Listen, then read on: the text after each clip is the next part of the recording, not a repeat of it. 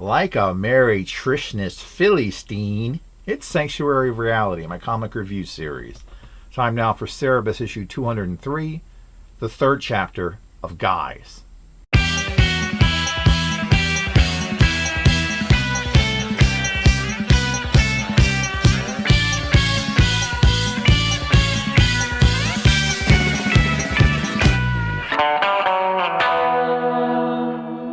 As Fan Roach nervously clutches his near-mint collection of Squint-Eye and Pluto reads during their autograph signing at the Wallace pub, Cerebus is drunk and staggers about the room, eventually slamming into a door and passing out.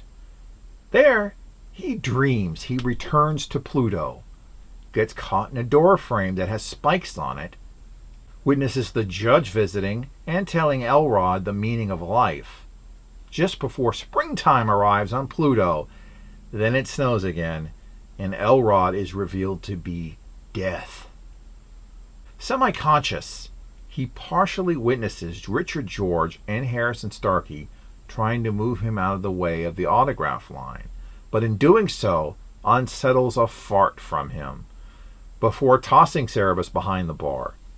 Cerebus dreams now of dropping a stone into a well, which shatters like glass, sending a rain of spikes that form into the stars of space, or something like that. And Cerebus again is semi-conscious, listening as the cacophony of bargoers talk around him.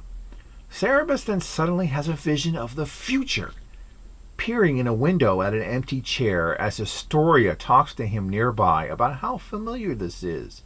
Mental echoes occurring throughout. More overlapping dialogue from the Squint-Eye and Pluto signing bleeds into Cerebus' semi-consciousness, though fails to stir him from his stupor. Cerebus rearranges the fingers on his hand in a particularly nightmarish scene. Briefly coming to somewhat, Cerebus tries to get up when hearing about raw potatoes being offered, but falls even further into unconsciousness. What request will he have of his creator on his way down? This issue and much of the next one are done entirely from Cerebus' point of view.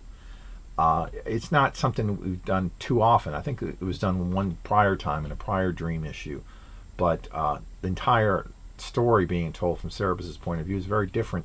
The whole overlapping ambient dialogue of the bar and Cerebus' dreams cutting in and out.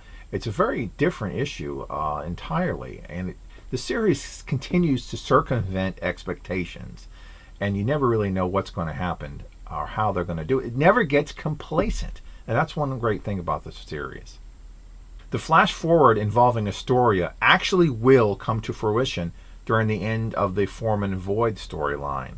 Although when it occurs, it won't be Astoria filling that role, it'll be somebody else. But you'll have to wait for specifics on that when we get to it. It's actually a major turning point in Cerebus' life. So it's probably fitting that him having this dream in this issue set off another something fell moment. It probably has something to do with the importance of that.